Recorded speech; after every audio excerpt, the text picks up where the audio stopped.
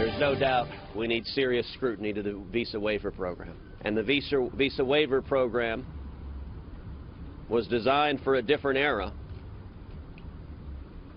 when those from Europe were not perceived to be threats. Doesn't matter whether, frankly, whether you're a Muslim or Christian, atheist, whatever. You can come in under a visa waiver. You don't have to go through the security checks to get a visa. I mean, is it time to stop that? Yeah, it's time to stop that, absolutely, Jerry. And frankly, look, we're having problems with the Muslims, and we're having problems with Muslims coming into the country. Now, in the wake of yesterday's deadly terrorist attacks in Brussels, Senator Ted Cruz and Donald Trump criticized the United States visa waiver program, which allows passport holders from certain EU countries to enter the U.S. without a visa. So does the U.S. need to clamp down on its travel policies and immigration as a whole to help protect America and Americans? Joining us now with reaction, the author of Take a Stand, Lessons from Rebels, Univision and Fusion anchor Jorge Ramos. Mr. Ramos, good to see you, sir. I don't know any other way to put this. Great to be here, Sean. I have watched your coverage, and I've listened to the things you say.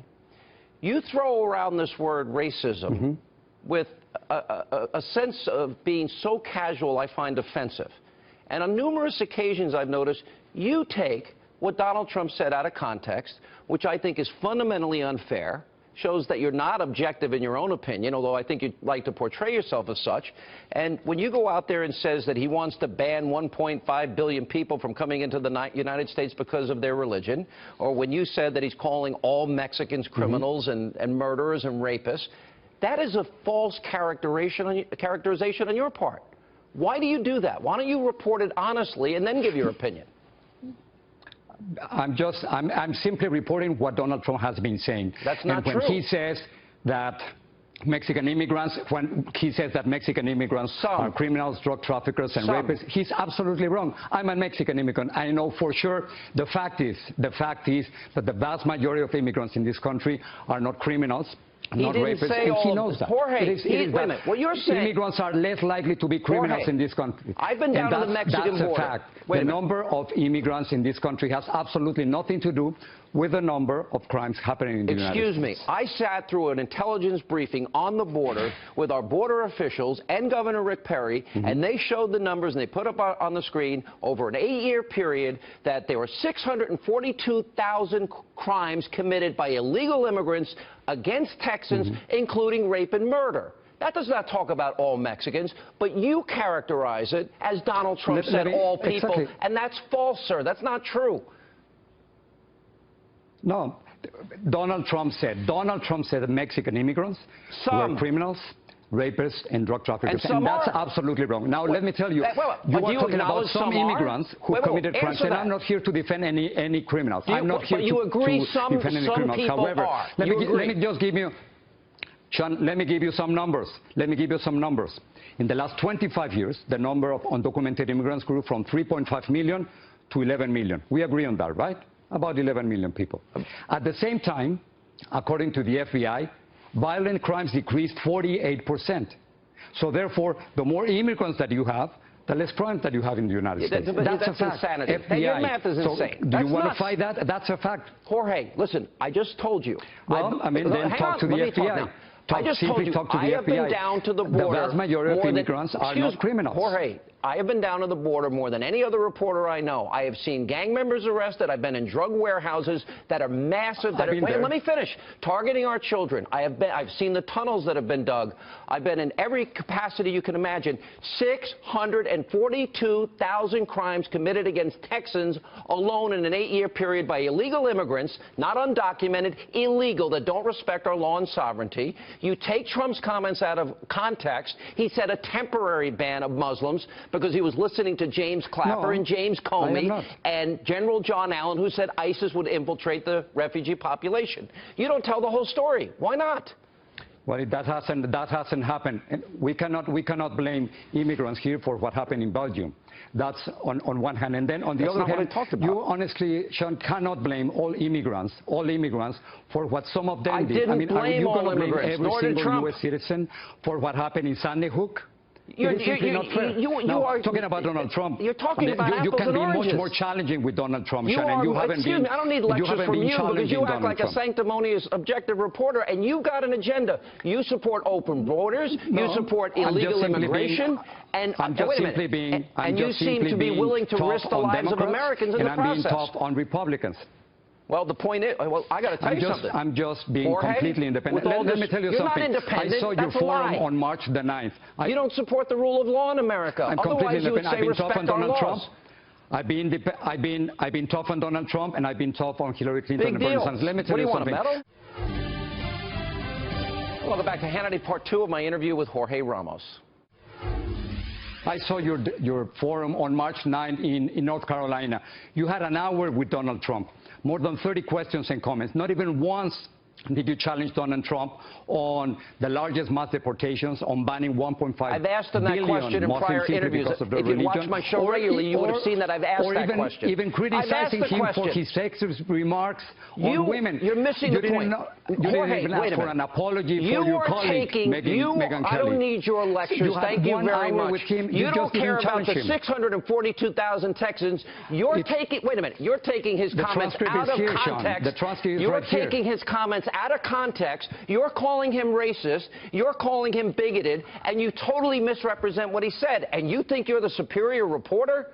I don't really need lectures from you, Jorge Ramos. I haven't called. This is what I've said. I don't know what's in his heart, but I know exactly what's coming out of his mouth. And what he's saying about Mexican immigrants, what he's saying about Muslims, and what he's saying about women is completely unacceptable. And he's absolutely wrong on that. And as journalists, I have a last question. And as journalists, we have to confront those who are in power, and that's our responsibility, Sean. And I think I cannot talk to him. You can talk to him, and you can be much tougher on him. I have a last question. Is it true that people that have entered this country illegally and not respected our laws and sovereignty, have people come over from the border, and have they committed rape? Have they committed murder? Have they committed crimes against Americans? And do you doubt what the law enforcement and Border Patrol told me about Texas alone in an 8-year period, 642,000 crimes? Is that true that those crimes are happening? Do you recognize that truth or not? I'm not here to defend any criminals. I'm sure that some immigrants commit crimes. Murder? But the vast majority of immigrants in the United States are not criminals. You're not answering my question. Or drug traffickers. Do some murder? Yes, that has happened. And I cannot even think of the pain that some of the American families.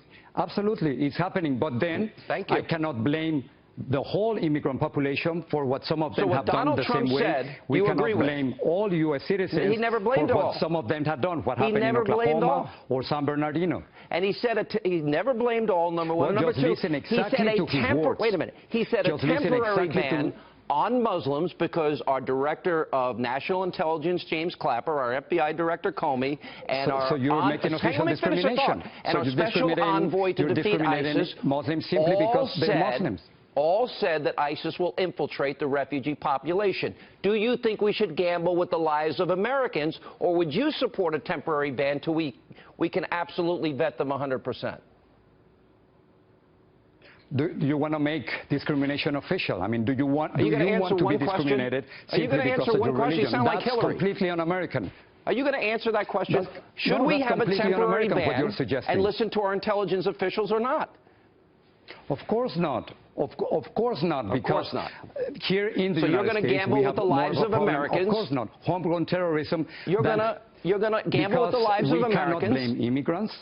We cannot. I'm not willing to do that. No, we're not gambling. I'm not willing to gamble with the lives of one American. I am completely convinced that this country can defend itself the way we're doing it right now. And we're told by our intelligence. You should not blame immigrants for all the problems that we have here. And you cannot blame immigrants for what's happening right now in Europe. We are told by our intelligence community that ISIS will infiltrate the refugee population, okay, just like they did in Paris. Are you willing to gamble with the lives of the American people? I'm not. No, are you willing to change the nature and the essence of the United States, the tolerance, the acceptance? I'm sure the Hannity family came from somewhere else. They came from Ireland. I'm sure they came from Ireland legally. And your family was generously helped when they came here. At the turn of the last century. Yes, and I came here legally $10 too. In their pocket. I came here legally too. And you know why? If we're talking about undocumented immigrants, you know why they are here? All right, I support legal immigration. Millions of us benefit from them. I support legal immigration of undocumented from immigrants Mexico, El Salvador, Nicaragua, all over the world. Just come in legally so we can vet you and make sure that you want to be a part of our family and not an enemy of the American people. That's fair. Is that not fair? They are here because we benefit from their work and because we are hiring them. No, they're here, but they don't respect our laws and sovereignty. It is impossible to deport 11 million people from this country. I got to leave. It is impossible to deport 11 million. You got to think twice about throwing that racist word around. And if you're going to quote me or quote Trump or quote anybody, please do it accurately in the future before you lecture us on how to do journalism. Well, I had the transcript of your. That's one interview. With Donald Trump. Go back and look at all my other interviews. I've asked him about those comments numerous times. 1 hour, Sean. You had 1 hour with him. But I don't repeat old interviews. I've done 15 interviews with him. I don't need lectures from you when you misquote him. I don't need lectures from you when you misquote candidates. Listen to this. You misquoted him on purpose, and you add your opinion that he's a racist. Exactly the same soundbites that you're using. And as journalists, we have to question those who are in power and those who are seeking power. You'll get the last word. Thank you.